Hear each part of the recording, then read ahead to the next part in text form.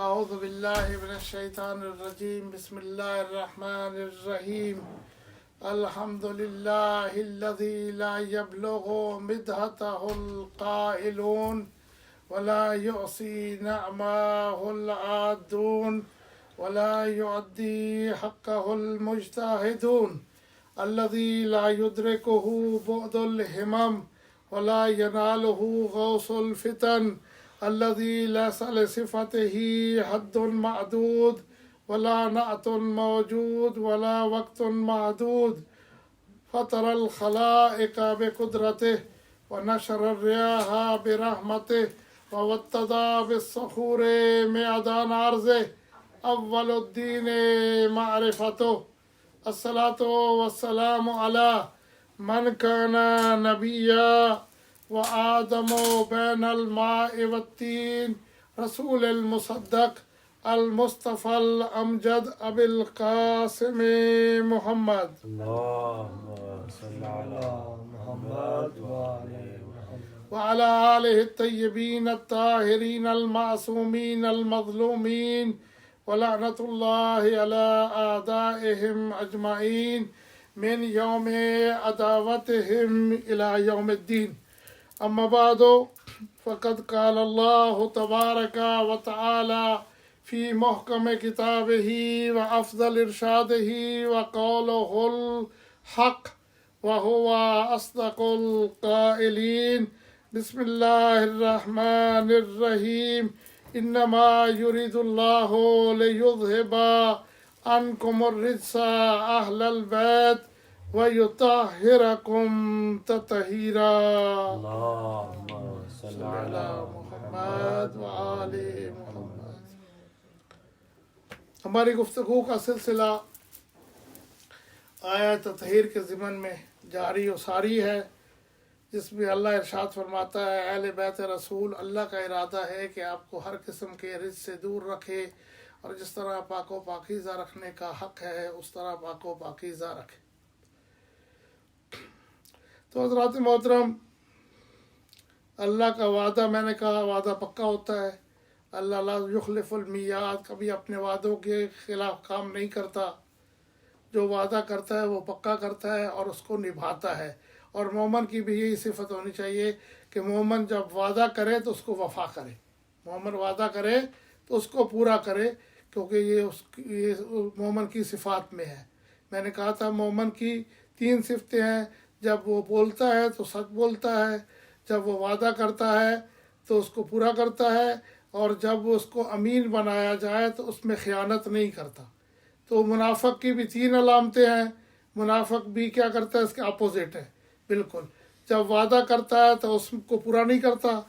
جب دوسرا بولتا ہے تو جھوٹ بولتا ہے. تیسرا جب اس کو امین بنایا جائے تو خیانت کرتا ہے، وہ امین نہیں ہوتا. درود پڑھیے گا آل محمد. اللهم صل على محمد. لہٰذا ہماری گفتگو کا جو سلسلہ ہے وہ جاری ہے کہ ہم نے آپ سے عرض کیا کہ اللہ نے وعدہ کیا ہے کہ جہاں رجس ہوگا وہاں اہل بیت نہیں ہوگے.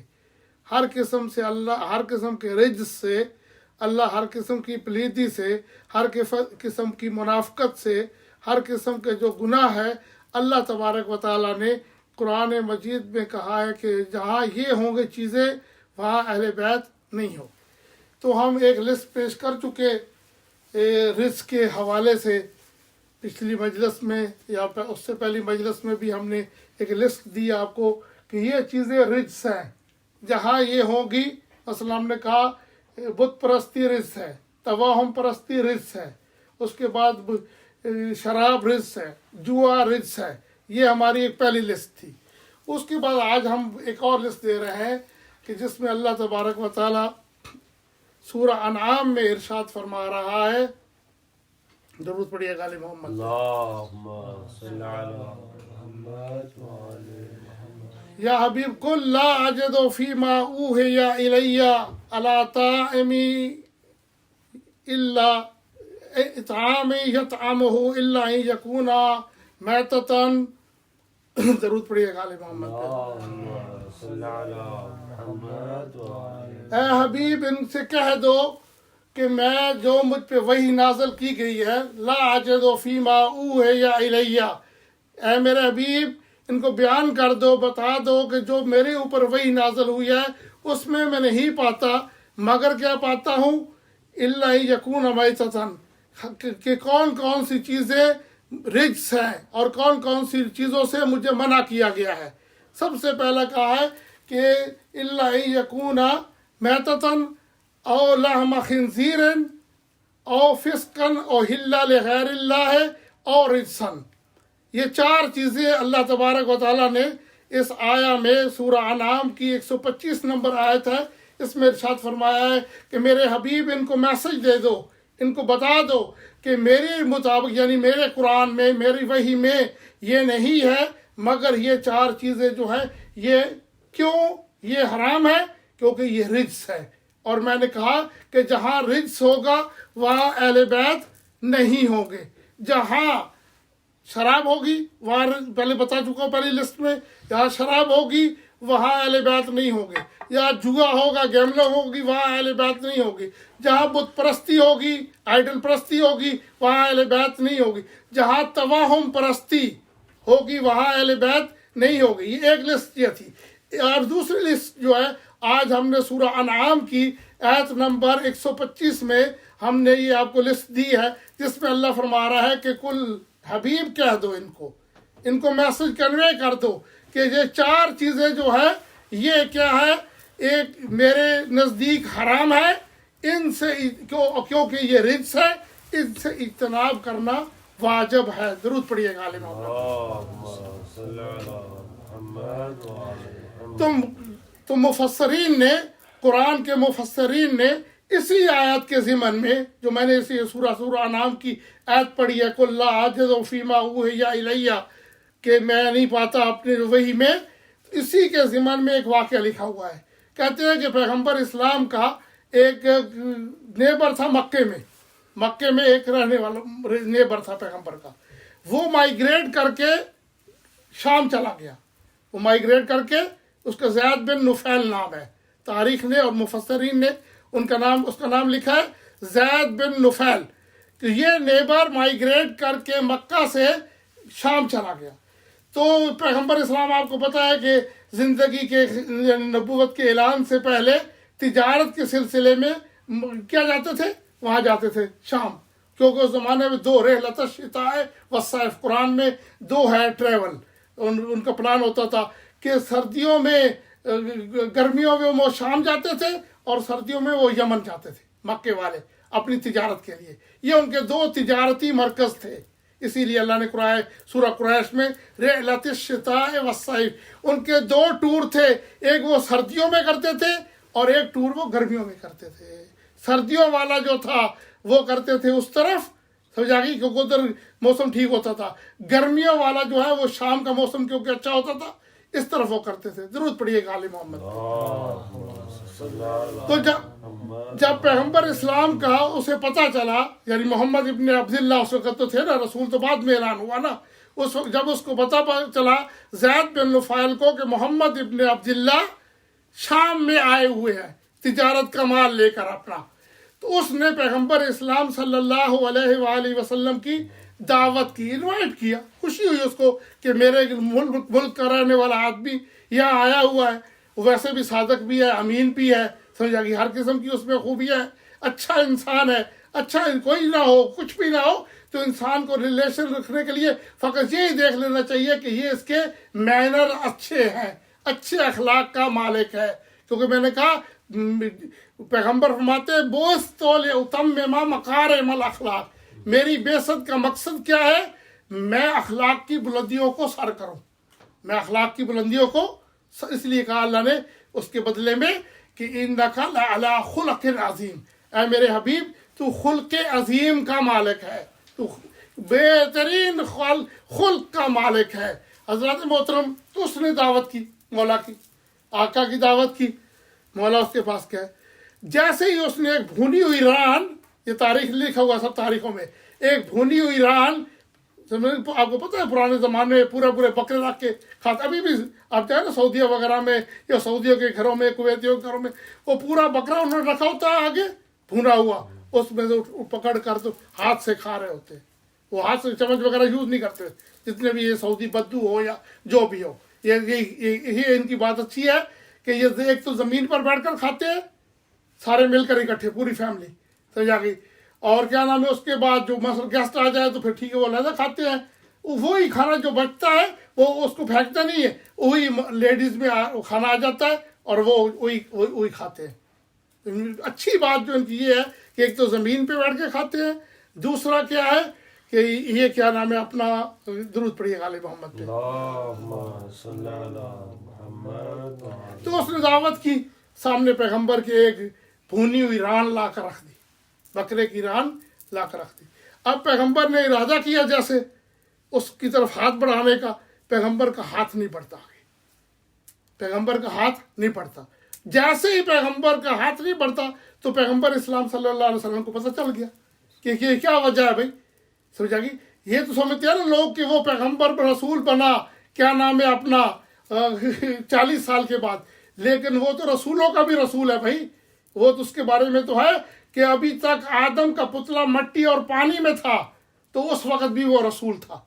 कौन, इसलिए पैगंबर फरमाते हैं खुद कुन तो नबीयन व आदम बैनल माए वत्तीन, और आगे ये हदीस खत्म नहीं होती, फरमाते हैं या अली कुंता वलियन व आदम बैनल माए वत्तीन। पैगंबर फरमाते हैं मैं उस वक्त भी नबी था जब आदम का पुतला मट्टी और पानी में था, और अली की तरफ मुखातब कहते हैं मेरे भाई अली उस वक्त भी आप वली थे जब आदम का पुतला मट्टी और पानी में था, क्योंकि पैगंबर फरमाते हैं मेरा और अली का नूर एक है, दोनों एक नूर से पैदा हुए हैं, अल्लाह ने उनको क्रिएट किया है दोनों को एक नूर से। और वो आगे किस्सा है कि वो चलते चलता नूर कहाँ पहुंचा, जब अब्दुल मुत्तलब की सुल्ब में पहुंचा, वहां जब आगे फिर डिवाइड हो गया दो हिस्सों में, एक हिस्सा हजरत अबू तालिब की पुष्ट पे चला गया और दूसरा हिस्सा जनाब अब्दुल्ला की पुष्ट पे चला गया। जरूरत पड़ी है गालिब मोहम्मद। तो जैसे उसने कहा तो हजरत फरमाते नहीं ये डाउटफुल है, ये मशकूक है गोश्त, इसलिए अल्लाह तबारक व तआला ने मुझ पर हराम करार दिया है मुश्तबे और हराम चीज को, समझा गई, तो रोक दिया, नहीं खाया, सॉरी करके, समझा गई। और चीजें खाई होगी, फ्रूट चरूट जो भी चीजें हलाल सब्जियां वगैरह खा ली होगी घर से, क्योंकि कई चीजें होती है जब आदमी किसी की दावत करते हैं तो कई चीजें होती है, बाकी चीजें खा ली होगी जो हलाल है पाक है, क्योंकि खाने के लिए आपको दो चीजें शर्त है, या तो हलाल भी होनी चाहिए और पाक भी होनी चाहिए, क्योंकि हो सकता है हलाल हो पाक ना हो, दोनों चीजें होना जरूरी है किसी चीज के खाने के लिए। आप जब भी खाएं देखें जो मैं खा रहा हूं पाक है, जो मैं खा रहा हूं वो हलाल है। दुरूद पढ़िए गालिब मोहम्मद। तो लिहाजा अब मैं आपसे इससे हट कर एक बात करता हूं कि पैगंबर इस्लाम सल्लल्लाहु अलैहि वसल्लम ने वो नहीं खाई, वो रान भूनी हुई रान नहीं खाई, क्योंकि वो मुश्तबह थी, वो काफर के हाथ की थी, वो काफर के हाथ थी। मेरा हबीब जो है वो काफर के घर से नहीं खाता, मेरा हबीब क्या है, क्योंकि अल्लाह ने उसको उस पर हराम करार दिया है काफर के घर से खाना, क्योंकि काफर के घर से खाएंगे तो कुछ नजस होगा खाना, नापाक होगा, तो मेरे हबीब की सिफत है कि वो नहीं खाता। तो लिहाजा मैं सोचता रहा कि हजरत अबू तालिब अगर नऊज़ु बिल्लाह काफर थे तो पैगंबर इस्लाम 17 साल बराबर, पैगंबर इस्लाम 17 साल मुकम्मल कैसे उस अबू तालिब के दस्तरखान पर खाते रहे। तारीख उठाकर देख ले, पूरे 17 साल पैगंबर इस्लाम जो है हजरत अबू तालिब के दस्तरखान पर खाते रहे। उसके बाद वो जब शादी हो गई, अलग हो गए, जो भी हुआ, लेकिन उससे पहले कहाँ खाते रहे, हजरत अबू तालिब के। तो हजरत मोहतरम, लिहाजा अबू तालिब पे शक, ईमान पर शक करने वालों बताओ मुझे कि या तो कहो कि अबू तालिब के घर का जो भी था चीजें वो पाक भी थी और हलाल भी थी, तो वो ये सिफत किसकी है भाई, या मुसलमान हो सकता है वो आदमी, और या वो क्या होता है, क्योंकि अगर काफर है तो उसका तो नजस है, तो लिहाजा मानना पड़ेगा ये तोहमत है, इल्जाम है कि उसने कलमा नहीं पढ़ा था लिहाजा कलमा जो ना पढ़े वो मुसलमान नहीं होता। भाई एक होता है कलमा ओपनली पढ़ा, हजरत क्या नाम है उसने कलमा पढ़ा था, क्या नाम है जनाब उसकी बीवी ने, फिरौन की बीवी ने, जनाब आसिया ने, कलमा पढ़ा था आपकी नजरों में? एक होता है कलमा ज़ाहिरी तौर पे पढ़ना, एक होता है पोशीदा पढ़ना, तकिया में पढ़ना, समझ आ गई? तो आप क्या आप मोमन उसको क्या कहते हैं? इस तरह मोमन आले फिरौन जो था उसने कलमा ज़ाहिरी तौर पे पढ़ा था लोगों के सामने ओपनली। अगर वो करते तो उनको फिर वो सपोर्ट नहीं कर सकते थे। क्यों नहीं कर सकते थे? वो ज़ाहिर मसल अबू तालब ने पैगंबर इस्लाम को 10 साल सपोर्ट किया, 10 साल पूरे, 10 साल नहीं बल्कि उससे भी ज्यादा, 13 साल सपोर्ट किया। सही इस वक्त जब उन्होंने नबूवत का ऐलान किया उसके बाद 13 साल तक सपोर्ट करते रहे। फिर उसी साल हजरत अबू तालब की भी डेथ होती है और हजरत खदीजतुल कुबरा की भी डेथ होती है। उस साल को पैगंबर ने क्या करार दिया? गम का साल करार दिया। उस साल का नाम क्या है भाई?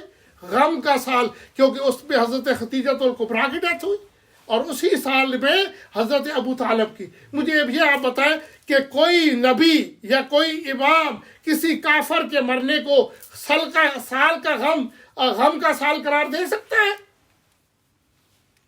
हजरत मोहतरम, लिहाजा सोचिए, फकत और फकत दुश्मनी है। अली के बाप का, अली का उसका अबू तालिब का एक कसूर है। वो कसूर क्या है? कि वो अली का बाप था, इसके अलावा कोई कसूर नहीं है।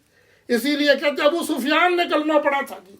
ये उसने लिखा है, क्या था, वो भुट्टो हुकूमत में वजीर था, कौसर न्याजी। कौसर न्याजी ने वहाँ पे एक मरतबा तकरीर की अपना दिल्ली में जाकर। दिल्ली में कहा कि हम अली डे पे दिल्ली में उसने तकरीर की। उसने कहा मुसलमानों, मुझे समझ नहीं आती तुम्हारे इस्लाम की कि तुम कैसे मुसलमान हो। एक जिस आदमी ने सारी जिंदगी, समझ आ गई, जिस आदमी ने सारी जिंदगी रसूलुल्लाह को सपोर्ट किया उसको तुम कहते हो उसने कलमा नहीं पढ़ा था। और जिसने सारी जिंदगी रसूल से जंग लड़ी, सारी जिंदगी, अबू सुफियान की पूरी जिंदगी रसूल के खिलाफ जंगे है। फकत फतह मक्का के बाद उसने जब देखा कोई चारा नहीं है, उसने ज़ाहिरी तौर पे इस्लाम कबूल कर लिया। ज़ाहिरी तौर पे इस्लाम कबूल कर लिया। आपको पता है उसके बाद में बेटों ने क्या कहा था कि ये तो बनु उमय्या ने एक ढोंग रचाया, बनी अब्बा क्या नाम है अपना, बनी फातिमा ने या बनी हाशम ने एक ढोंग रचाया हुआ था। ला खबर जा वला वही नजल, ना तो आसमानों से कोई खबर आई थी ना कोई वही नाजल हुई थी। ये उनका दीन था। वो तो इंतजार कर रहे थे कि जैसे सूरत हाल तब्दील हो उसके बाद हम इजहार करें। दरूद पढ़िएगा इमाम। तो कौसर न्यासी ने बड़ा जुमला कहा है। उसने कहा है मुसलमानों मुझे ये बताओ, तुम ये कहते हो कि अबू तालिब ने कलमा नहीं पढ़ा था, अबू सुफियान ने कलमा पढ़ा था। उसने कहा मुझे ये बताओ, अबू तालिब ने कलमा ना पढ़ के आपका नुकसान क्या किया है और अबू सुफियान ने कलमा पढ़कर इस्लाम का फायदा क्या पहुंचाया है? समझा? ये जब शेख की अबू बकर की खिलाफत का ऐलान हुआ ना, उसने बन गया, तो ये मक्के में था अबू सुफियान। ये फौरन मक्के से आया मदीने में, सीधा आकर हज़रत अली के घर में आया। हज़रत अली को कहता है या अली, मैं क्या देख रहा हूँ, तुम घर में बैठे हुए हो, तुम्हारा हक छिन गया, तुम्हारा ये हो गया वो हो गया, तो तुम क्या कर रहे हो? अगर तुम्हारे पास कुछ नहीं है तो मैं मदीने की गलियां घोड़ा सवारों से भर दूंगा, खड़े हो अपने हक के लिए। हजरत फरमाया ए अबू सुफियान, मुझे ये तो बता, तू कब से दीन का खैर खा हुआ है कि अभी अली को मशवरे दे रहा है? कब से दीन का खैर खा है? ये बनु उमय्या तो चाहते थे इधर पैगंबर की डेथ हो, इधर इंतशार पैदा हो। समझ आ गई? मौला अली ने ऐसे नहीं सब कुछ बर्दाश्त किया, इस दीन की खातिर बर्दाश्त किया है। कहा कोई बात नहीं, हक जाता जाने दो। समझ आ गई? इस मौके पे अगर मैं खड़ा हो गया, मैंने तलवार उठा ली, तो मुसलमानों में खून रेजी शुरू हो जाएगी, इस्लाम वीक हो जाएगा, कमजोर हो जाएगा। तो जिस इस्लाम को मैंने खुद सांचा है, अपना खून देकर जवान किया है, आज उस इस्लाम को मैं खुद काटना शुरू कर दूं? ये वजह थी। मौला ने, लोग पूछते मौला अली इतने बहादुर थे, उन्होंने तलवार क्यों नहीं उठाई थी? मौला इतने बहादुर थे, उनके सामने उनकी अहलिया को थप्पड़ मारे जा रहे थे, उनका घर जलाया जा रहा था। ये वजह थी।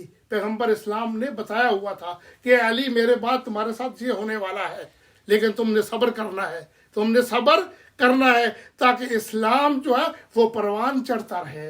दरूद पढ़िएगा आले मोहम्मद। उसने कहा अबू तालिब ने कलमा ना पढ़ के इस्लाम को अली जैसा बेटा अता किया, अली जैसा फातेह खैबर बेटा अता किया, اور ابو سفیان نے کیا نام ہے اس کا، ابو سفیان جیسا ننگیار اور یزید جیسا ننگیار پوتا دیا اسلام کو. اور حضرت علی نے کیا کیا، ابو طالب نے کیا کیا، علی جیسا پوتا، علی جیسا بیٹا، اور حسین جیسا اپنا کیا پوتا دیا اس قوم کو، اس اسلام کو، جس کی وجہ آج بھی کہتے ہیں اسلام کے دامن میں بس دو ہی تو چیزیں ہیں، ایک ضرب ید اللہ، ایک سجدہ شبیری. کہ اسلام میں دو چیزیں ہیں، اگر دو چیزوں کو نکال دو تو اسلام، اگر کسی نے پروان چڑھایا اسلام کو تو وہ حضرت علی کی تلوار ہے، حضرت علی کا جہاد ہے. سمجھا گی؟ ورنہ کیوں کہا تھا بارز الایمان کلہ الی الکفر کلہ، یہ خندق میں کہا کس کی شان میں، جب ساری طرف سے ہر طرف سے پورے قبیلے اکٹھے ہو کے آ گئے تھے مدینے پر چڑھائی کرنے کے لیے، جس میں خندق کھودنی پڑی، اتنی فوج زیادہ تھی کہ کھودنی پڑی. وہاں پہ کیا کیا پیغمبر نے کہا جاؤ، کیا بلاتے رہے لوگوں کو کہ جاؤ. اس کے مقابلے میں عمر بن عبد ود خندق پار کر کے آیا تھا، تو لوگوں نے کہا نہیں جناب یہ تو وہ ہے کہ جس نے 1000 آدمیوں سے جنگ لڑی تھی. اس نے ایک مرتبہ ہم قافلے میں جا رہے تھے کہ کسی نے حملہ کر دیا ڈاکوؤں نے، اس نے ایک کیا نام اونٹنی کے بچے کو ڈھال بنایا، اونٹنی کے بچے کے ساتھ اس نے ان سب کو بھگا دیا. تو یہ وہ آدمی 1000 آدمی کے ساتھ جنگ لڑنے والا ہے، ہم اس کے ساتھ جنگ لڑے. تو یہ اس طرح یہ کہتے رہے، لیکن آخر میں کیا ہوا، کہا کہ جاؤ علی تم جاؤ، 12 ایمان. جب علی جانے لگے تو کیا فرمایا، 12 ایمان کلو الی الکفر کلہ، کہ آج پورے کا پورا ایمان پورے کے پورے کفر کے مقابلے میں جا رہا ہے. اس کا مطلب یہ ہے کہ اگر اسی لیے تو کہا نا، کیوں کہا یہ علامہ اقبال نے، جس کا بھی شعر ہے یہ، اسلام کے دامن میں بس دو ہی تو چیزیں. اگر اس دن اگر عمر بن عبد ود جیت جاتا تو اس وقت مدینے پہ قبضہ ہو جاتا، ہر شے ختم ہو جاتی. لیکن اس کے بعد پھر پیغمبر نے کیا فرمایا، جب علی عمر بن عبد ود کا سر لے کر آئے تو کیا کہا تھا، درود پڑھیے غالب محمد.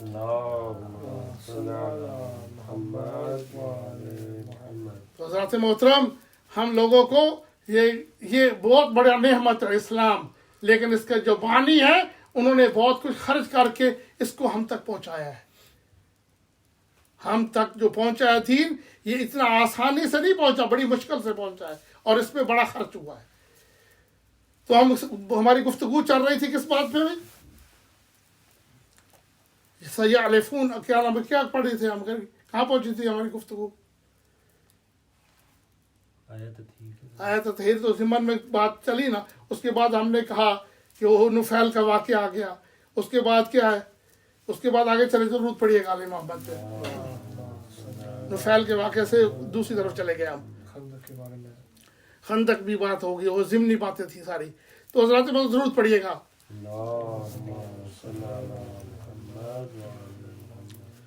اس کے بعد کیا ہوا کہ اللہ تبارک و تعالیٰ نے فرمایا کہ یہ جو ہے رجس ہے، یہ جو کیا نام ہے، 4 چیزیں میں نے بتائی ہے. ٹاپک یہ تھا کہ 4 چیزیں اور ہم نے ایڈ کی ہیں پہلی 4 چیزوں میں، تو یہ 8 ہو گئی. اس کے بعد سورہ توبہ ہے. سورہ توبہ میں فرماتے ہیں اللہ تبارک و تعالیٰ، اما الذین فی قلوبہم مرض فزادتہم رجسا الی رجسہم ماتوا وہم کافرون. یہ سورہ 125 آیت نمبر 25 یہ ہے ایگزیکٹلی سورہ توبہ کی. اس میں اللہ تبارک و تعالیٰ فرماتا ہے کہ وہ لوگ کہ جن کے دلوں میں منافقت ہے، جن لوگوں میں کیا ہے، مرض سے مراد جہاں پہ اتفاق ہے تمام مفسرین کا کہ یا منافقت سے مراد کیا نام ہے، منافقت ہے. یہاں پہ اس سے آیت سے مراد منافقت ہے. تو کہتے ہیں جس کے دلوں مرض سے مراد منافقت ہے، اس کا بیان کیا آگے خود آیت بتا رہی ہے، زادتہم رجسہم الی رجسہم، کہ اللہ تبارک و تعالیٰ نے ان کی منافقت کی وجہ سے ان کے رزق کا جو رجس تھا نا اس کو ایڈ کرتا رہا، اضافہ ہوتا رہا. ماتوا وہم کافرون، اس حالت میں وہ مرے کہ وہ کافر مرے. اس آیت نمبر کا یہ مقصد ہے. اور اسی کے بعد ایک اور آیت اللہ تبارک و تعالیٰ فرماتا، درود پڑھیے غالب محمد پہ. लिहाजा कुफर पे जो मरे, वो जो मुनाफिकत पे मरे, ये मुनाफिक याद रखें कि कुफर से बढ़िया जो है ना, जिस जहन्नम का सबसे जो निचला तबका है वो मुनाफिक के लिए है। काफर एक डिग्री है, समझा कि सबसे पहले इस्लाम है, इस्लाम के बाद क्या, उसके अपोजिट क्या है, कुफर है, उसके बाद क्या है, ईमान है, उसके बाद उसके मुकाबले में निफाक है, मुनाफिकत है। ये सारे के सारे जो है अल्लाह तबारक व तआला, ये इंसान की ज़िंदगी में ये आती है सारी चीज़ें, ये सारी चीज़ें इंसान की ज़िंदगी में, कभी वो काफर होता है, कभी वो काफर के मुकाबले में कभी मुसलमान होता है, फिर वो कभी कभी मोमिन होता है, कभी कभी वो मुनाफिक होता है। समझा गई? ये इंसान पे आ सकते हैं, ज़रूरी नहीं है कि वो एक ही हो सकता है। इब्तदा इंसान की काफर हो, जैसे कि तमाम के तमाम सहाबा इकराम, तमाम के तमाम सहाबा, ये फ़र्क है अली में। कहते हैं अली क्या है, रजी अल्लाह नहीं है, अली करम अल्लाह है। क्यों? बाकी के बाकी, किसी ने 10 साल, किसी ने 20 साल, किसी ने 30 साल, किसी ने 40 साल बुतों की परस्तिश की, बुतों की परस्तिश की। एक अली को ये एजाज हासिल है कि अली कभी बुतों के सामने नहीं झुके। ये फर्क है। इसलिए मुसलमान कहते हैं कि अली जो है वो करम अल्लाह वजह है। बाकी जो रजी अल्लाह का मतलब दुआ है, हो सकता है किसी के लिए आपने दुआ की, अल्लाह की मर्जी है, वो राजी हो या राजी ना हो, ये अल्लाह पे डिपेंड करता है। आपकी दुआ कबूल होगी तो अल्लाह आपसे राजी हो जाएगा, अगर आपकी दुआ कबूल ना हुई तो अल्लाह राजी नहीं होगा। सिंपल सी बात है, जरूरत पड़ी। इसलिए यह फर्क है सहाबी में और अली इब्न अबी तालिब में, सहाबी में और अहले बैत में ये फर्क है कि अहले बैत को क्यों हम अलैहिस्सलाम कहते हैं। अलैहिस्सलाम इसलिए कहते हैं कि उनकी जिंदगी का कोई पहलू भी, कोई अदवार भी, जब वो आलम ज़र में भी थे तो कहते हमने तस्बीह पढ़ी, हमारी तस्बीह को देखकर जिन्हों ने, बाकी इंसानों ने, फरिश्तों ने तस्बीह पढ़ी। समझा गई? क्योंकि इसलिए अव्वल मा खलक़ल्लाह नूर, अल्लाह ने सबसे पहले आले मोहम्मद के नूर को खल्क़ किया। तो सब कुछ जो है ये अल्लाह, जो इबादत आज हो रही है या सब कुछ हो रहा है, ये क्रेडिट सब कुछ सब उनकी तरफ जाता है, क्योंकि उन्होंने सब कुछ लोगों को तालीम किया, उन्होंने मैसेज को कन्वे किया, उन्होंने सब कुछ किया जिसका आज हम समर ले रहे हैं, हम फल खा रहे हैं। ये उनकी मेहनतों का अजर है, सवाब, अजर रिवार्ड जो मिल रहा है हमें भी और उनको भी। समझा गई? अल्लाह तबारक व तआला उनके भी एजाज में इजाफा फरमाता है, रब्बे ज़िदनी इल्मा, क्योंकि अल्लाह के यहाँ खजाने को कमी नहीं है, थोड़े नहीं है कि अल्लाह तबारक के पास खजाने ख़त्म हो गए हैं और कोई अल्लाह के पास चीज़ नहीं है। इसलिए पैगम्बर को भी हुक्म है कुरान में, या हबी रसूलुल्लाह को, कुल रब्बे ज़िदनी इल्मा, ऐ अल्लाह इंक्रीज माई नॉलेज, मेरे नॉलेज को क्या करो, बढ़ाते रहो। नॉलेज हर रोज बढ़ता है। इसलिए मौला अली फरमाते हैं अगर किसी आदमी के 2 दिन बराबर है तो समझो वो हलाक हो गया। 2 दिन बराबर नहीं होने चाहिए, आदमी को बेहतरी की तरफ चलना चाहिए आगे। ये नहीं मैं कल ये किया था तो आज भी वही करूं, नहीं, हर रोज इजाफा होना चाहिए, ईमान में भी, तकवे में भी, और हर चीज में इजाफा होना चाहिए। जरूर पढ़िएगा।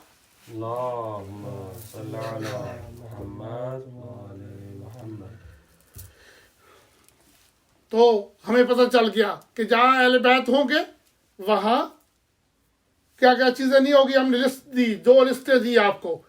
वहाँ पे तवाहुम नहीं होगा, वहाँ बुत परस्ती नहीं होगी, वहाँ शराब नहीं होगी, जुआ नहीं होगा। ये तमाम की तमाम चीज़ें क्यों नहीं होगी? क्योंकि ये रिज्स है और अल्लाह ने आयत तहीर में वादा किया है कि जहाँ भी रिज्स होगा वहाँ अहले बैत अलैहिमुस्सलाम नहीं होंगे। ये खुलासा हमारी बात का। उसके बाद एक और लिस्ट, आखिरी लिस्ट है इसकी रिज्क के ज़िमन में। अल्लाह तबारक व तआला इसी सूरह तौबा में के आखिर में फरमाता, सयहलिफून बिल्लाहि लकुम इज़न कलबतुम इलैहिम लितुरज़ू अन्हुम।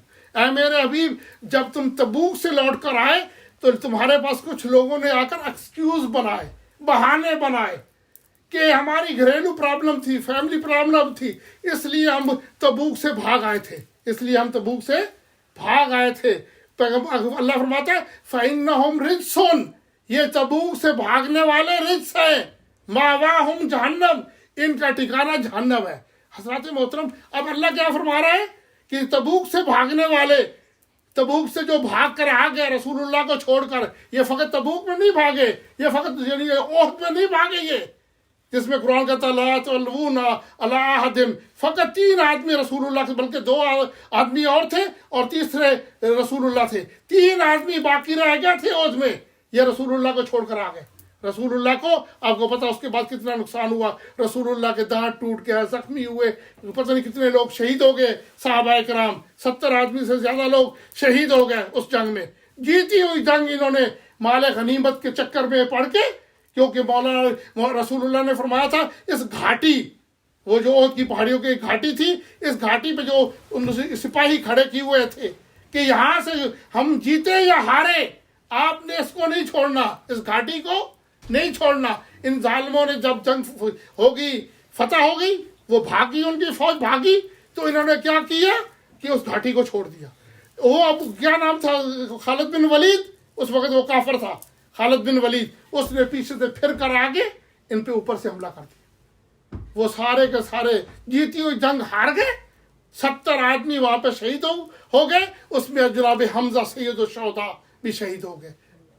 درود پڑھیے گا آل محمد پہ۔ اللہم صلی علی محمد وعلی۔ تو لہٰذا فرمایا کہ سیحلفون ہے میرے حبیب، یہ قسم اٹھاتے ہیں تمہارے پاس آ کے، یہ خدا کی آپ کی قسم اٹھا رہے ہیں، اللہ کی قسم اٹھاتے ہیں کہ ہماری گھریلو پرابلم تھی، ہمیں فلانی تھی۔ کہا کہ نہیں، یہ ایکسکیوز بنا رہے ہیں، ان کا ایکسکیوز ایکسیپٹیبل نہیں ہے، یہ جھوٹ بول رہے ہیں، یہ کیا لوگ کافر ہیں، یہ منافق ہیں، اور یہ ان کا ٹھکانہ جہنم ہے، اور یہ رجس ہے، فَإِنَّهُمْ رِجْسٌ، اس یہاں پہ رجس کہا ہے اللہ تبارک و تعالیٰ نے ان کو کہ یہ رجس ہیں، اور رجس میں نے کہا جہاں بھی ہوگا وہاں اہل بیت نہیں ہوگے۔ رجس اور اہل بیت کا آپس میں کوئی تعلق نہیں ہے، کیونکہ اہل بیت کون ہے بھائی؟ جن پر آیت تطہیر نازل ہوئی ہے، جن کی شان میں آیت تطہیر نازل ہوئی ہے، تو لہٰذا جہاں طہارت ہوگی وہاں نجاست اور خباثت نہیں ہوگی۔ درود پڑھیے گا آل محمد۔ اللہم صلی علی محمد وعلی۔ جلدی جلدی اب میں بتا دوں کہ 4 جگہ پہ لفظ اہل بیت آیا ہے قرآن مجید میں۔ لفظ اہل بیت جو ہے 4 جگہ پہ اہل بیت کا ذکر ہے۔ سب سے پہلی آیت جو میں نے آیت تطہیر پڑھی ہے اس میں اہل بیت کا ذکر ہے، اس میں اللہ تبارک و تعالیٰ نے فرمایا یرید اللہ لیذھب عنکم الرجس اہل البیت ویطہرکم تطہیرا۔ ایک ہے ما صلی علی محمد وآل محمد۔ دوسری سورہ ہود ہے، سورہ ہود میں اللہ تبارک و تعالیٰ 72 ہے یا 73 ہے آیت نمبر، اس میں اللہ فرماتا ہے قصہ کیا نوح میں اتعجبین من امر اللہ ہے، یہ جناب ہاجرہ کا واقعہ ہے۔ جناب ہاجرہ آپ کو پتا ہے بوڑھی ہو گئی تھی، اس کی اولاد نہیں تھی، بوڑھی ہو گئی تھی، اس کی اولاد نہیں تھی۔ پہلے حضرت اسماعیل پیدا ہوئے ہیں جناب ہاجرہ سے، سوری یہ سارہ کی بات ہے، سارہ بوڑھی ہو گئی تھی اور ابراہیم علیہ السلام بھی 100 سال کے قریب تھے۔ تو اللہ تبارک و تعالیٰ نے فرشتوں کو بھیجا، وہ جب ان کے پاس فرشتے آئے ان کو بشارت دی کہ اللہ تبارک و تعالیٰ تمہیں اولاد دے گا۔ تو حضرات محترم اس نے تعجب کیا۔ اب قرآن کی آیت ہے اتعجبین من امر اللہ ورحمۃ اللہ وبرکاتہ علیکم اہل البیت، یہ اس واقعے میں ہے، سورہ ہود ہے۔ کہا کہ اے نبی کی بیوی، کیا تم تعجب کر رہی ہے کہ اللہ تمہیں اولاد نہیں دے سکتا کیونکہ تم بانجھ ہو گئی ہو، تم ایجڈ ہو گئی ہو، تم بوڑھی ہو گئی ہو؟ نہیں، اتعجبین من اللہ کی رحمت سے مایوس نہ ہو، ورحمۃ اللہ علیکم اہل البیت، تم پر اللہ اہل بیت رسول، تم پر اللہ کی طرف سے رحمت ہے، اللہ کی طرف سے رحمت ہے۔ اس میں اللہ تبارک و تعالیٰ نے اہل بیت کا ذکر کیا ہے۔ اس واقعہ جو سورہ ہود ہے، اور واقعہ حضرت ابراہیم اور حضرت سارہ کا۔ اس کے بعد اللہ تبارک و تعالیٰ نے حضرت سارہ کو بھی اولاد دی، اور جناب اسحاق علیہ السلام کی ولادت ہوئی۔ اسحاق اور جناب اسماعیل دونوں بھائی ہیں، ایک جو ہے جناب سارہ سے تھی، سارہ خالہ کی بیٹی تھی، اور یہ کنیز تھی۔ جناب سارہ جو تھی ایک روایت میں خالہ ہے، ایک روایت میں ہے کہ چچا کی بیٹی تھی، دو روایتوں میں اختلاف ہے۔ جناب سارہ کو پھر وہ آپ کو پتا ہے کہ جیسے ہی اس کو اولاد ہوئی، جناب ابراہیم کی اولاد جناب اسماعیل جب پیدا ہوا تو وہ لڑتی تھی ان کے ساتھ، یہ آج کا مسئلہ نہیں ہے عورتیں لڑتی ہیں، وہ کہتے ہیں کہ حسد ہوتا ہے، حسد تو پایا جاتا ہے نا، ایک فطرتی چیز ہے۔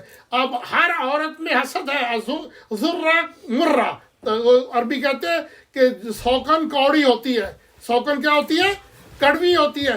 ٹھیک ہے آپ رکھیں، اپنے دل میں رکھیں، لیکن آپ ظاہر نہیں کر سکتے۔ حسد کو جب تک، حسد حرام ہے شریعت میں، اس وقت تک حلال ہے جب تک آپ کے دل میں رہے، لیکن جب باہر آ جائے آپ اس کا اظہار کرنا شروع کر دیں تو وہ حرام ہو جاتا ہے۔ سمجھائی میری بات کی؟ اس لیے فطرتی چیز ہے کہ سوکن کسی کو بھی اچھی نہیں لگتی، سوکن کسی کو بھی اچھی نہیں لگتی، اس کو بھی نہیں اچھی لگتی تھی، خصوصاً وہ کیونکہ جناب سارا رشتہ دار بھی تھی، اہل بیت میں سے تھی، اور وہ پہلی بیوی تھی، تو اس نے کیا کیا کہ وہ حسد کرنا شروع کر دیا۔ جیسے ہی جناب اسماعیل پیدا ہوئے ہاجرہ کے گھر، اس نے کہا کہ اس کو یہاں سے نکالو۔ تو پھر آپ کو پتہ ہے کہ اللہ کے حضرت ابراہیم نے اللہ کے حکم سے ان کو وہاں سے نکالا، عراق سے، وہاں سے وہ نکلے، کہاں پہنچے؟ وہ بابل میں تھے، یا دوسری روایت میں ہے کہ وہ بیت المقدس میں تھے، دو روایتیں ہیں۔ وہ بیت المقدس میں گئے، اللہ تبارک و تعالیٰ کے حکم سے وہ ہاجرہ، وہ جناب سارا کو، جناب ہاجرہ کو وہاں سے اور جناب اسماعیل کو لے کر جنگل بیابان میں، چٹیل پہاڑ تھا، نہ پانی تھا، کچھ نہیں تھا، وہاں اللہ کے حکم سے چھوڑ دیا۔ کہا کہ ہمیں کیسے، کس کے حوالے کا؟ کہا اللہ کے حوالے، اللہ آپ کی لک آفٹر کرے گا۔ اس کے بعد وہ واقعہ جناب پیاس لگی بچے کو، اس نے دوڑنا کیا صفا اور مروہ پہاڑیوں کے درمیان، اس کے بعد جناب اسماعیل کے پاؤں سے پانی بہنا شروع ہو گیا۔ پھر جب پانی وہاں اس علاقے میں آ گیا، ہر طرف سے پرندے آنا شروع ہو گئے، پرندوں کو پتہ چلا، پھر وہاں پہ قبیلے آگے آنا آباد ہو گئے۔ اس طرح اللہ تبارک و تعالیٰ نے مکہ کو کیا کیا؟ حالانکہ مکہ اللہ کا پہلا گھر ہے، یہ یاد رکھیں، بیت المقدس دوسرا گھر ہے، سب سے پہلے جو گھر ہے، لیکن وہ آباد ختم ہو گیا تھی، اس کی آبادی، دیواریں ٹوٹ گئی، سب کچھ ہو گیا۔ تو یہ سب کچھ واقعہ، تو یہ حسد کی وجہ سے وہ کئی مرتبہ حسد جو ہوتا ہے دوسری طرف والے کو فائدہ بھی پہنچا دیتا ہے۔ الحسود لا یسود، اس لیے کہتے ہیں جو حاسد بندہ ہوتا ہے وہ کبھی کامیاب نہیں ہوتا، وہ کبھی سید نہیں بن سکتا۔ الحسود، یہ پیغمبر کی حدیث ہے، الحسود لا یسود۔ تو لہٰذا حسد کو ٹھیک ہے، فطرت میں ہے، خصوصاً عورتوں میں تو بہت زیادہ حسد ہے، مردوں میں کم ہے، پیغمبر خود فرماتے ہیں۔ لیکن کیا ہے، حسد جو ہے اپنے اندر رکھیں تو جائز ہے، لیکن جب وہ باہر لے آئیں گے، اس کا اظہار کریں گے، دوسرے سے نفرت کریں گے، تو پھر وہ حرام ہو جائے گا، پھر وہ حرام ہو جائے گا، وہ اپنی عاقبت خراب کرنے والی بات ہے۔ درود پڑھیے گا۔ اللہم صلی علی محمد وعلی محمد۔ تو جناب ہاجرہ، اتعجبین من امر اللہ، اے ہاجرہ، کیا تو، اے سارا، کیا تو اللہ کے حکم سے تعجب کر رہی ہے؟ لہذا معلوم ہوگا کہ نبیوں کی بیویوں کا بھی کام تعجب کرنا ہے۔ کس سے؟ امر اللہ، اللہ کے امر سے۔ لیکن اہل بیت وہ ہوتے ہیں کہ جو تعجب نہیں کرتے، وہ امر ہے خود، جو وہ اللہ کا امر جو بھی ہوتا ہے کن فیکون کہ وہ مترادف ہوتا ہے۔ درود پڑھیے گا آل محمد۔ سورہ ہود، اس کے بعد سورہ قصص، آیت نمبر 12۔ سورہ قصص میں بھی اللہ تبارک و تعالی نے نبیوں کی بیویوں اور اہل بیت کا ذکر کیا ہے۔ پہلا کیا ہے؟ آیت تطہیر، دوسرا سورہ ہود، اور تیسری آیت قصص، سورہ قصص ہے، آیت نمبر 12 ہے۔ اس میں اللہ تبارک و تعالیٰ فرماتا ہے هل ادلکم علی اہل بیت یکفلونہ وہم لہ ناصحون۔ یہ کیا ہے؟ حضرت فرعون اور موسیٰ کے قضیے میں ہے۔ یہ آیت کس کی شان میں، کس کے واقعے میں ہے؟ کیونکہ آپ کو پتہ ہے قرآن مجید میں احکام تو فقط 500 ہیں، اس کے علاوہ ساری سٹوریاں ہیں، قصص ہیں، سارے قصے اور سٹوریاں ہیں قرآن مجید میں۔ تو لہٰذا یہ بھی ہے سورہ قصص میں اللہ تبارک و تعالیٰ حضرت موسیٰ اور فرعون کا قصہ بیان کر رہا ہے، حضرت قصہ بیان کر رہا ہے۔ آپ کو پتہ ہے هل ادلکم، اب جناب کیا نام ہے، آپ کو پتہ ہے کہ جناب موسیٰ، حضرت جناب ہارون جناب موسیٰ کے بڑے بھائی تھے، وہ اس سال پیدا ہوئے جس سال کوئی پابندی نہیں تھی، کیونکہ انہوں نے اس سال اس نے کیا کرتے، اس کو کسی نے بتایا تھا کہ ایک بچہ پیدا ہوگا جس سے تمہاری حکومت ختم ہو جائے گی، فرعون کو کسی نے بتایا تھا۔ اس لیے اس نے کہا کہ پہلے تو سارے بچوں کو مارنا شروع کیا۔ اس نے جب کہا سارے بچے مر جائیں گے تو ہماری نوکری کون کرے گا، کیونکہ وہ قبطی قبیلہ سے تھا اور یہ بنی اسرائیل تھے، یہ بنی اسرائیلوں کو وہ اپنا نوکر سمجھتا تھا، فرعون اپنا نوکر سمجھتا تھا، ان سے خدمت لیتا تھا۔ تو ایک سال جناب پیدا ہوئے کون؟ جناب ہارون علیہ السلام، موسیٰ علیہ السلام کے بڑے بھائی تھے، اور اگلے سال جو ہے جناب کون پیدا ہوئے؟ حضرت موسیٰ، اسی سال جس سال میں وہ سب کو قتل کرتا تھا. لیکن اللہ نے کیا کہا، ان کو بتایا جو ان کی والدہ کو وہی کی کس طرح تم کرے، اس میں رکھ کے جھولے میں رکھ کے یا کسی چیز میں رکھ کے دریا کے حوالے کر دو، دریا نیل کے حوالے کر دیا جناب موسیٰ. اور وہ دریا نیل اب وہ پانی جو ہے اس کو کہاں لے آیا؟ فرعون کے دربار کیا نام محل کے ساتھ لے آیا، فرعون کے محل کے ساتھ لے آیا. اب وہ محل کے ساتھ جیسے پہنچا، انہوں نے دیکھا اس میں بچہ ہے، انہوں نے پکڑ لیا. اس نے قتل کرنے کی چاہا تو آسیہ کیونکہ مومنہ تھی زن فرعون، اس نے کہا نہیں ہمارے پاس اولاد نہیں ہے، ہم اس کو اپنا بیٹا بنا لیتے ہیں. ہم نے جیسے مومنہ نے، ایک مومنہ تھی نا، وہ اس کے دل سافٹ ہوتا ہے، جو مومن ہوتا ہے اس کا دل سافٹ ہوتا ہے. اس نے کہا کہ نہیں ہم یہ بچہ ہے، یہ ہمارے کام آئے گا، ہمارے پاس اولاد نہیں ہے، ہم اس کو اپنی اولاد بنا لیتے ہیں. تو اب اس نے کیا کیا، اس نے چپ کر گیا، کیونکہ اچھی بیوی ہو تو اچھی گائیڈنس دیتی ہے، بری بیوی ہو تو بری گائیڈ کرتی ہے. تو اب اس کو جب یہ مل گیا، اس کے بعد حضرت کہاں پہنچے؟ حضرت موسیٰ کہاں پہنچ گئے؟ فرعون کے دربار میں پہنچ گئے. بچے تھے. اب اس کو کیا ہوئی، فیڈنگ کا ٹائم آیا، رضاعت کا، دودھ پلانے کا ٹائم آیا. تو اب کسی بھی عورت کا وہ دودھ نہیں پیتے، لہذا پورے ٹاؤن کی عورتوں کو اکٹھا کیا گیا، پوری ٹاؤن کی. اللہ فرماتے وَحَرَّمْنَا عَلَيْهِ الْمَرَاضِعَ. اور دوسری طرف اللہ تبارک و تعالیٰ نے کیا کیا کہ تمام عورتوں کا دودھ موسیٰ پر حرام قرار دے دیا کہ کوئی کسی کا دودھ جائز نہیں ہے، تاکہ آخر اینڈ پہ تمام ٹاؤن کی عورتوں کو بلایا گیا، کسی کا دودھ نہیں پیتے تھے. آخر کس کا دودھ پیا؟ اپنی ماں کا. اللہ نے وعدہ پورا کر دیا کہ جو میرے ساتھ میرے وعدے پہ میرے حکم پہ عمل کرتا ہے میں اس کا ساتھ دیتا ہوں. تو موسیٰ کو دوبارہ لوٹا دیا اپنی ماں کی گود میں، جناب موسیٰ کو لوٹا دیا ماں کی گود میں. تو اس طرح اللہ تبارک و تعالیٰ نے، تو وہ اسی قصے کی طرف جو ہے، لیکن کس نے کہا تھا یہ هل ادلکم علی اہل بیت یکفلونہ وہم لہ ناصحون، کہ موسیٰ کی بہن نے، کلثوم اس کا نام تھا، موسیٰ کی بہن نے بتایا ان کو درباریوں کو کہ کیا میں تمہیں کسی ایسے گھر والے کی نشاندہی کروں جو اس کی دیکھ بھال بھی کرے اس کی اور اس کا خیر خواہ بھی ہو. اور تم آج پوچھتے ہو کہ اہل بیت کون ہے، اہل بیت کی ڈیفینیشن کیا ہے. اللہ تبارک و تعالیٰ نے فرعون کے دربار میں یہ بتا دیا تھا کہ جو آدمی دو کام کرے وہ اہل بیت میں ہوتے ہیں. ایک تو وہ کیا ہوتے ہیں کہ وہ بچے کی پرورش کرتے ہیں، اور وہ دوسرا کیا کرتے ہیں، اس کے خیر خواہ ہوتے ہیں. اب بتاؤ کہ تم جو کہتے ہو حضرت ابو طالب نعوذ باللہ کافر تھے، اب بتاؤ پیغمبر کی پرورش کس نے کی اور ساری زندگی پیغمبر کا خیر خواہ کون رہا؟ تو لہٰذا یہ واقعہ ہے، اس میں اہل بیت کا ذکر ہے. 3 مقامات ہو گئے. چوتھی جگہ پہ اللہ تبارک و تعالیٰ نے اہل بیت کا ذکر، اور یہ ہماری بس آخری ہے بات، اور اس کے بعد ذکر مسائل. یہ لوگ آپ بہت لیٹ آتے ہیں نا، تو یہ اچھی بات نہیں. ابھی دیکھو کل کا ایک دن ہے تو کل ذرا ٹائم پہ آ جانا، کیونکہ 20 دوپہری آدھا گھنٹہ مصائب ہوگا. کوئی 3 بجے، ہم 2:30 بجے میں تو آ جاؤں گا انشاءاللہ، 2:30 پونے 3 بجے، تو 2:15 بجے قریب، کہ ہم اس کے پہلے کوئی زیارت وغیرہ پڑھیں گے. اس کے بعد کیا کریں گے، اپنا مصائب ہوگا، فقط مصائب ہوگا، شہادت پڑھیں گے. اس کے بعد پھر شام کو شام غریبہ بھی ہے، شام کو غریب ہے انشاءاللہ. اس کے بعد ہمارا پروگرام ختم ہو جائے گا. تو کوشش کریں کہ آج اور کل کا دن ہے، ایک رات ہے.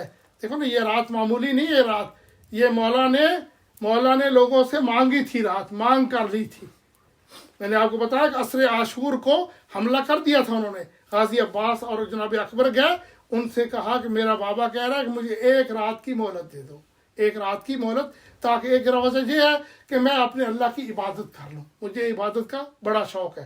اور دوسرا کیا ہے کہ وہی میں نے بتایا، تاریخ والے لکھتے ہیں کہ جناب علی اصغر کیونکہ اس دن جناب اگلے دن جو ہے 10ویں محرم کو 6 مہینے کا ہونا تھا، تو وہ کہتے ہیں قربانی کے لیے کم از کم 6 مہینہ ہونا چاہیے. اس لیے امام حسین علیہ السلام نے ان سے 1 رات کی مہلت مانگی، تاکہ میں عبادت بھی کر لوں اس رات کو، اور وہ میری قربانی جو میں نے ذہنی علی اصغر کی وہ بھی کمپلیٹ ہو جائے. درود پڑھیے گا آل محمد. صلی علی محمد و علی محمد. پھر درود. اللهم صل على محمد وآل محمد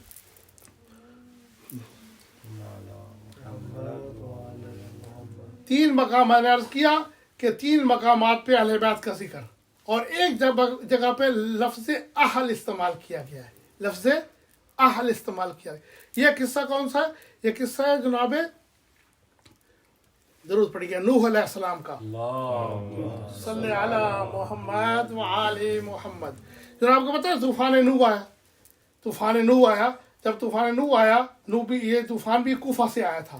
کوفے سے طوفان اٹھا تھا. وہاں پہ کشتی بنائی حضرت نوح نے. نوح کو آدم ثانی بھی کہتے ہیں.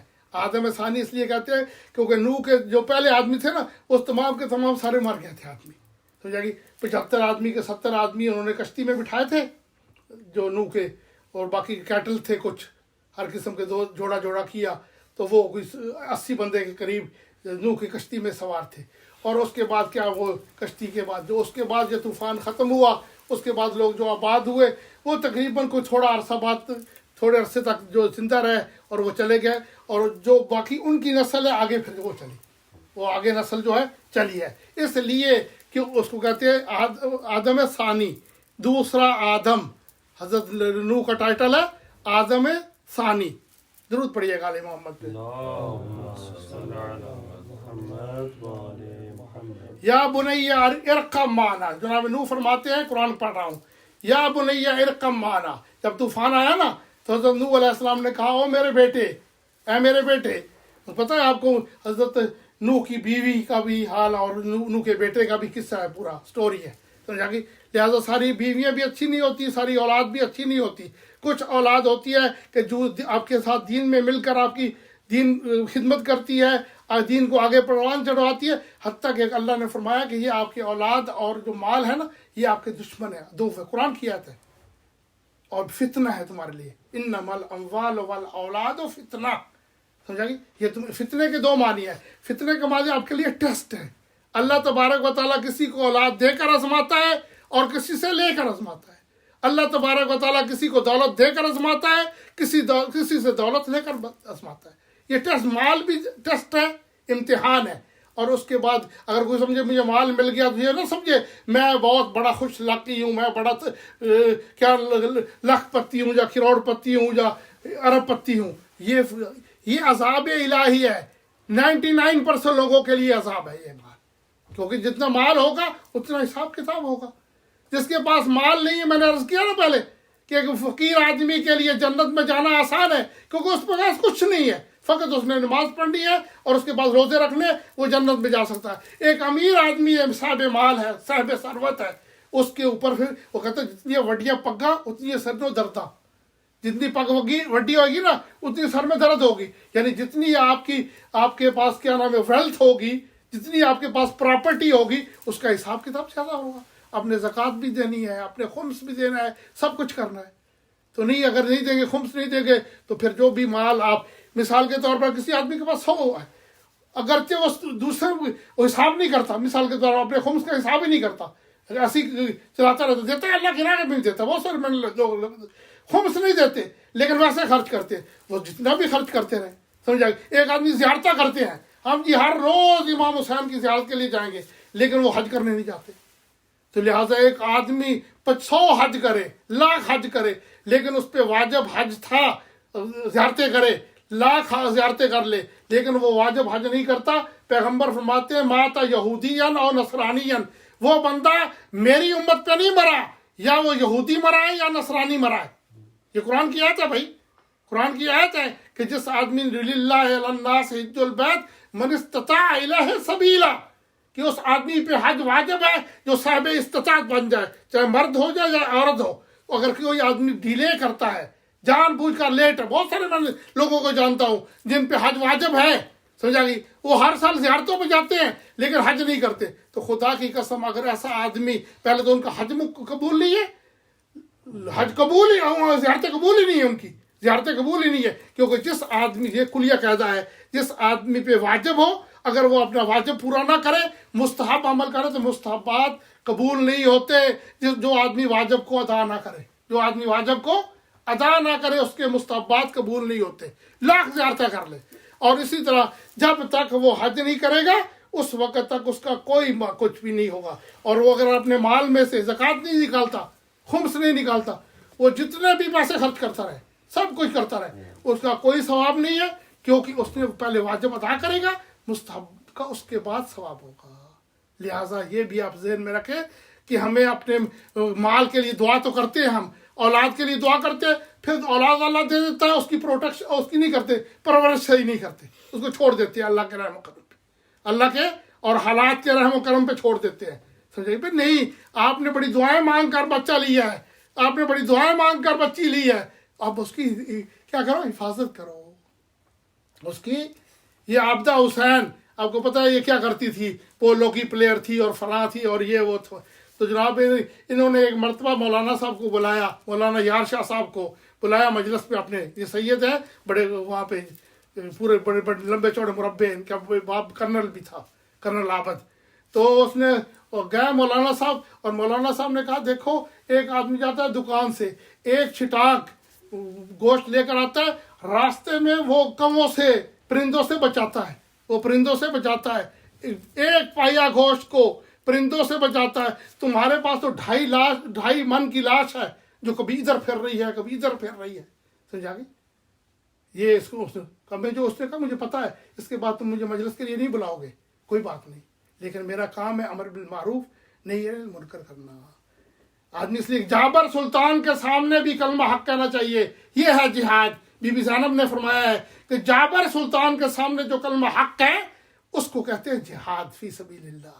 آپ حسین کے ماننے والے نا، حسین نے ہمیں جہاد سکھایا ہے، بتایا ہے کہ آپ نے کلمہ حق کب کہنا ہے اور کس وقت کہنا ہے اور کس کے سامنے کہنا ہے، ڈرنا نہیں ہے، کیونکہ آپ کا رزق تو اللہ کے ہاتھ میں ہے نا۔ زیادہ سے زیادہ آپ کو قتل کر دے گا، سب سے زیادہ بندہ آپ کا قتل کر دے گا، آپ قتل ہو جائیں گے تو اللہ کے راہ میں قتل ہو جائیں گے، آپ شہید ہو جائیں گے، جو شہادت سے بڑا کوئی درجہ تو نہیں ہے نا۔ اس لیے آدمی کو جب اللہ نے وعدہ کیا ہے رزق دینے کا، اور وہ پتھر میں کیڑوں کو بھی رزق دیتا ہے، تو آپ کو کس چیز کی پرواہ ہے بھائی؟ آپ لوگوں کو پرواہ نہیں کرنی چاہیے، اپنے اللہ پہ یقین رکھیں۔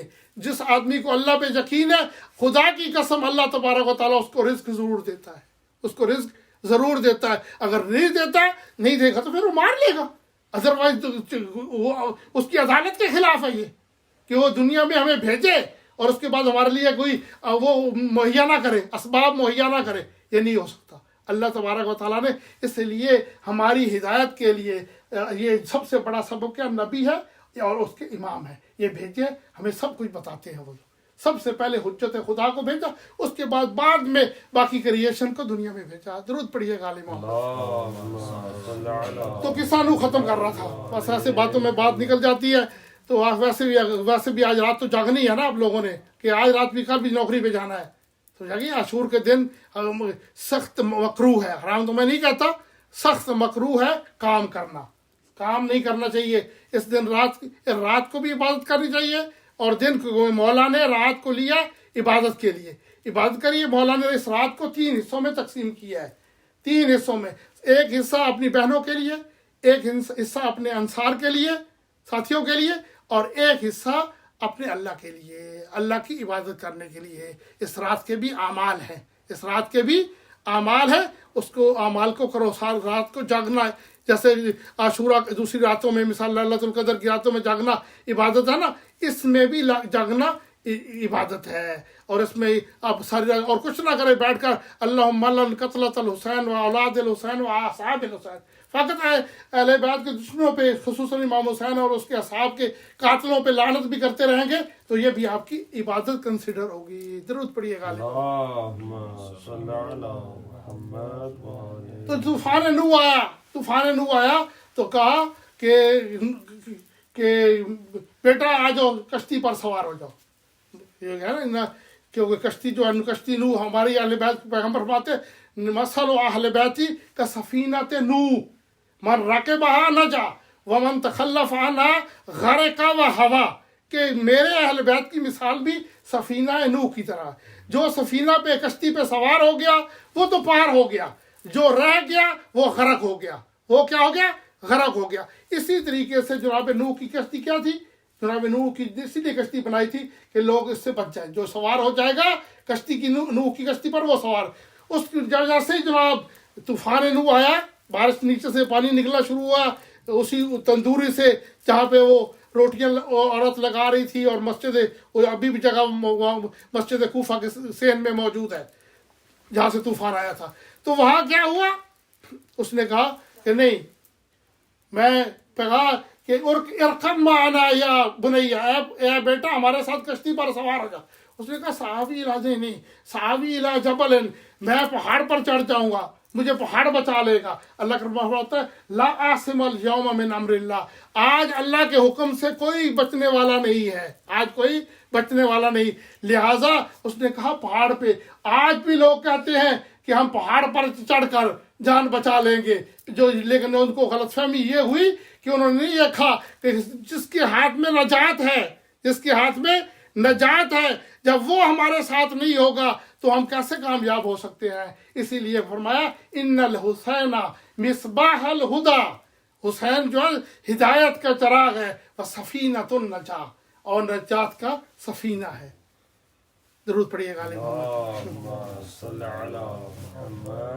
तो लिहाजा वो सवार नहीं हुआ, उसने कहा सावीला जबल। उसके बाद क्या हुआ भाई, अब वो बेटा डूबने लगा, बीवी भी और बेटा भी जब डूब रहे थे तो पैगंबर नबी था, शफकत बिदरी ने मजबूर कहा या अल्लाह, ऐ मेरे रब, इन नबनी में अहली, कि बेटा मेरा मेरी अहल से है, मेरी यहाँ पे लफ्ज़ अहल इस्तेमाल किया है, ये माले शायद है।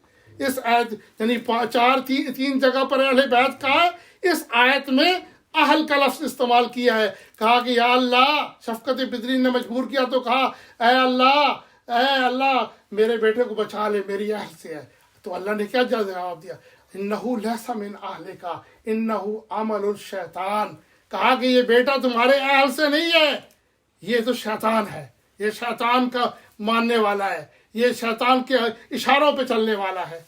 तो लिहाजा मालूम ये हुआ कि जो भी सफीना नजात पर, सफीना नूह पर सवार हो जाए, कश्ती नूह पर उस ज़माने में, और उसके बाद सफीना हुसैन पर सवार हो जाए, वो दुनिया में कामयाब हो जाता है। दुरूद पढ़िएगा आले मोहम्मद।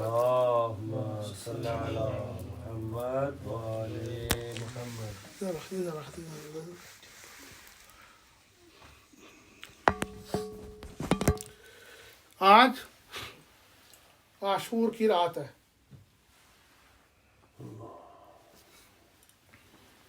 मौला आपके एक दिन के मेहमान है इस रात के, बस जो मौला ने दुश्मनों से मांग कर ली थी। अज़ादारो शब आशूर है,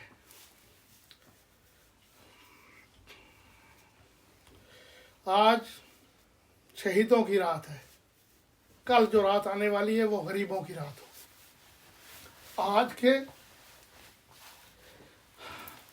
के जो इमाम है वो इमाम हुसैन है। इसी रात को मेरे उस्ताद अल्लाह उनकी दर्जात बुलंद करे मौलाना गुलाम शबीर नकवी, वो फरमाते थे इस रात को जरूरत पड़िएगा।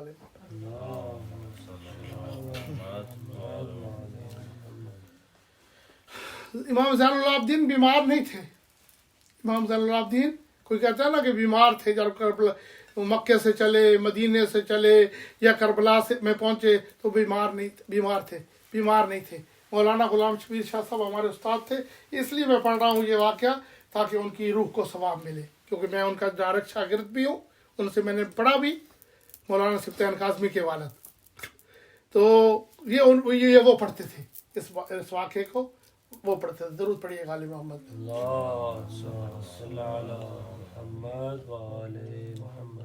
इमाम ज़ैनुल आबिदीन अलैहिस्सलाम उस दिन असर के टाइम पे अपने घोड़े पे जौलान दे रहे थे, वो प्रैक्टिस कर रहे थे जंग की। पता था कल जंग होनी है, ये एक रात हमें मोहलत में मिली है, तो तैयारी कर रहे थे। तो बीबी ज़ैनब ने देखा कि सज्जाद इमाम ज़ैनुल आबिदीन जंग की तैयारी कर रहे हैं। बुलाया अपने भैया को, कहा कि भैया یہ کیا میں دیکھ رہی ہوں؟ آپ نے تو کہا سجاد نے آپ کے ساتھ جانا ہے شام اور کوفہ، میں یہ کیا دیکھ رہی ہوں؟ تو امام حسین نے بلایا، بیٹا سجاد آؤ، بلایا، کہا بابا کیا بات ہے؟ کہا بیٹا یہ تم کیا کر رہے ہو؟ کہا کہ میں جنگ کی تیاری کر رہا ہوں۔ کہا بیٹا آپ نے جنگ نہیں کرنی، یہاں پہ مولا کو بتایا جاتا ہے کہ آپ نے جنگ نہیں کرنی، مولا امام زین العابدین کو۔ کیوں بابا؟ کہتے بیٹا دو جہاد ہیں، ایک جہاد اکبر ہے اور ایک جہاد اصغر ہے، میں نے اور میرے باقی بھائی اور چچاؤں نے کیا کرنا ہے؟ وہ جہاد اصغر کرنا ہے، تو نے بیٹا جہاد اکبر کرنا ہے۔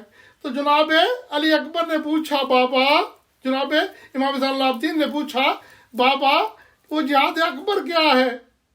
کہا کہ بھی جہاد اکبر یہ ہے کہ بہنوں اور پھوپھیوں کے ساتھ ننگے سر بازاروں میں جانا، ننگے سر شرابی کے درباروں میں جانا۔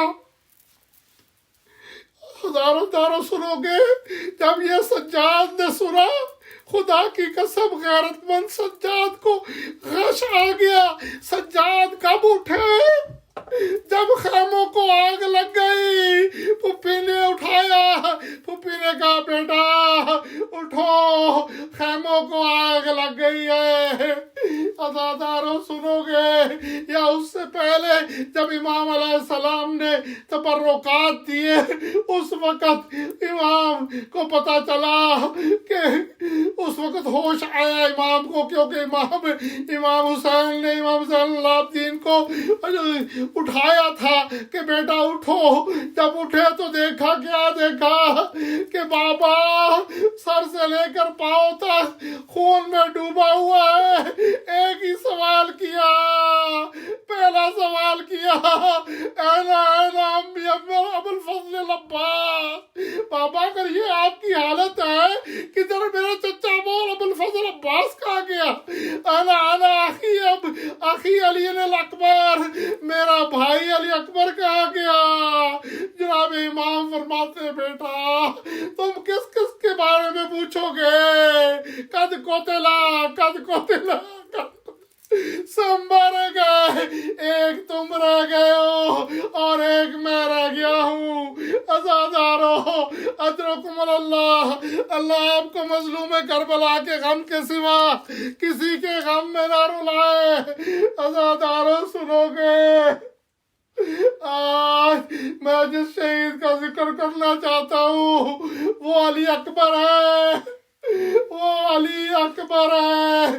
میں نے پیچھے کسی مجلس میں عرض کیا تھا کہ مدینے میں جب بھی کبھی دونوں حضرت علی اکبر اور حضرت عباس نکل کر باہر نکلتے تھے، بازاروں میں جاتے تھے، عورتیں گھروں کی چھتوں پہ چڑھ جاتی تھی کہ جس نے رسول اللہ کو نہیں دیکھا وہ شبیہ پیغمبر علی اکبر آ رہا ہے، جس نے مولا علی کو نہیں دیکھا وہ سامنے قبر بنی ہاشم آ رہا ہے، وہ عباس آ رہا ہے۔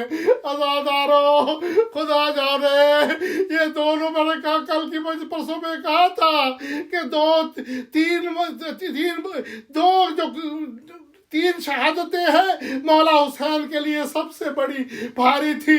ایک شہادت جناب علی اکبر کی تھی، ایک شہادت جناب عباس کی تھی، اور ایک جو سب سے مشکل شہادت تھی، فرماتے ہیں وہ کس کی شہادت تھی؟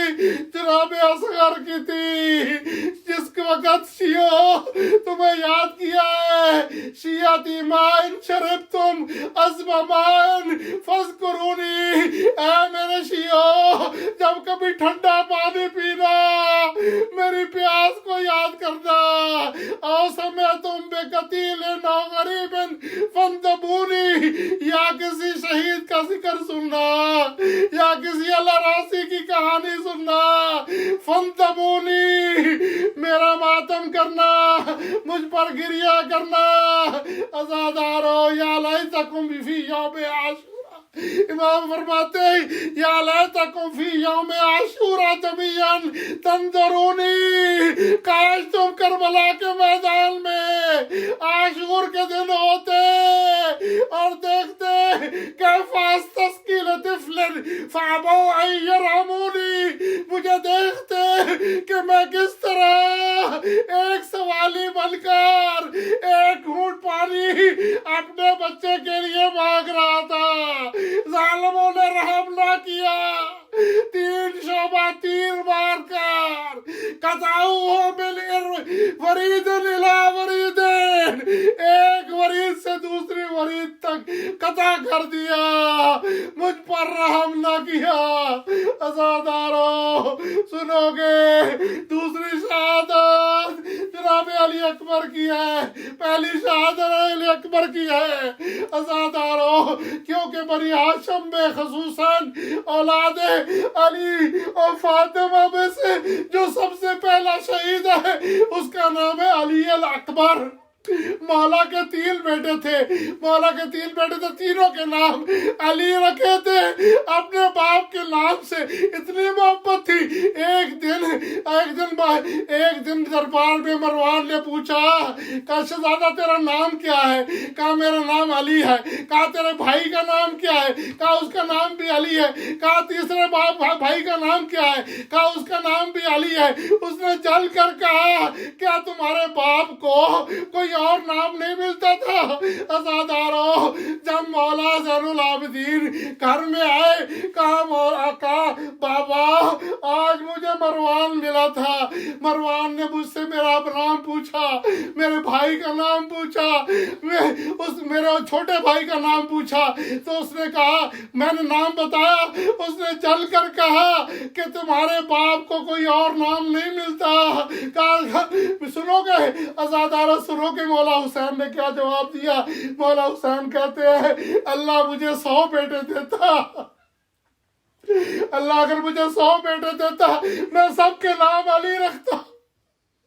इतनी मोहब्बत थी अपने बाबा से। अजरों अल्लाह, अल्लाह आपको मजलूम करबला के गम के अलावा किसी में ना रुलाए। अजरों अल्लाह।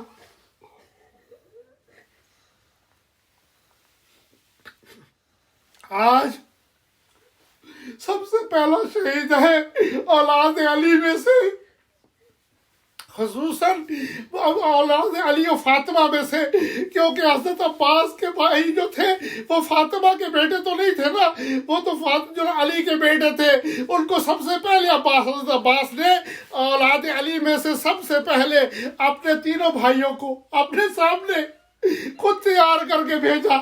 तो तीनों बेटे भाई पहले शहीद हुए हज़रत अब्बास के, सबसे आखिर में जवानों में अली अब्बास जनाब गाजी अब्बास शहीद है, क्योंकि उनको मौला ने रोका। कई मरतबा आए कि कहा कि नहीं, तेरी वजह से बे भैया खैमों में सुकून है, तेरी वजह से तुम्हारी बहनें जिंदा है, अगर तुम चले गए तुम्हारी बहनों की उम्मीद टूट जाएगी, तुम्हारी बहनें मरने से पहले मर जाएगी। अजरकुम अल्लाह। सुनोगे आज़ादारों, अली अकबर की मौत। अली अकबर को कहा, जाओ अकबर तुम भी जाकर इजाजत ले लो, इजाजत ले लो। इजाजत लेने के लिए आए, क्योंकि कहा क्या है, अकबर तुझे फूफी ज़ैनब ने पाला था, जाओ अपनी फूफी अम्मा से भी जाकर अलविदा कर लो। आज़ादारों, अली अकबर अलविदा होने के लिए आए, फूफी के सामने आकर खड़े हो गए, सवाली बनकर खड़े हो गए। आज़ादारों सुनोगे क्या सवाली बने? फूफी परेशान हो गई, बेटा आज मुझसे पानी न मांगना, पहले जब भी तुमने कोई मुझसे ख्वाहिश की मैंने पूरी की, आज ज़ैनब गरीब हो गई है, आज मुझसे पानी न मांगना। आज़ादारों नहीं, फूफी अम्मा मुझे बाबा ने भेजा है। बाबा ने क्यों भेजा है? कहा आपसे इजाजत, आप मुझे इजाजत दे दे, मैं बाबा पे कुर्बान हो जाऊं, मैं अपने बाबा पे कुर्बान होने के लिए आपके पास आया हूँ। आज़ादारों इधर कुछ देर हुई तो अली अकबर कहते फूफी उधर मेरे बाप को ललकार रहे हैं, काफर जो है कुछ ललकार रहे, मुकाबले के लिए देर न करो।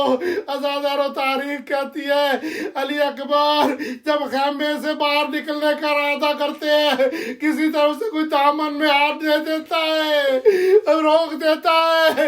आप समझ गए होंगे ये दामन को पकड़ने वाली कौन होगी, ये सकीना थी। कहा भैया अकबर हमें छोड़कर कहाँ जा रहे हो। अज़ादारो तारीख कहती है 7 मरतबा खैमे का पर्दा उठा, 7 मरतबा गिरा। जब भी अकबर निकलने का इरादा करते थे कोई रोक लेता था। बीबियों ने हाला बनाकर अकबर का मातम किया। अज़ादारो मैं क्या अर्ज करूं। उसके बाद मौला बीबियों से अलविदा होकर बाहर आए। बाहर आकर मौला ने खुद तैयार किया, अकबर को घोड़े पे सवार किया। इधर अकबर चलने लगे, इधर मौला कहते अल्लाहुम्मा शाद। मौला के हाथ बुलंद हुए, कहा अल्लाह गवाह रहना मैं उस बेटे को भेज रहा हूँ जो खल्क में सब आदतों में तेरे नबी से ज्यादा मुशाबे था।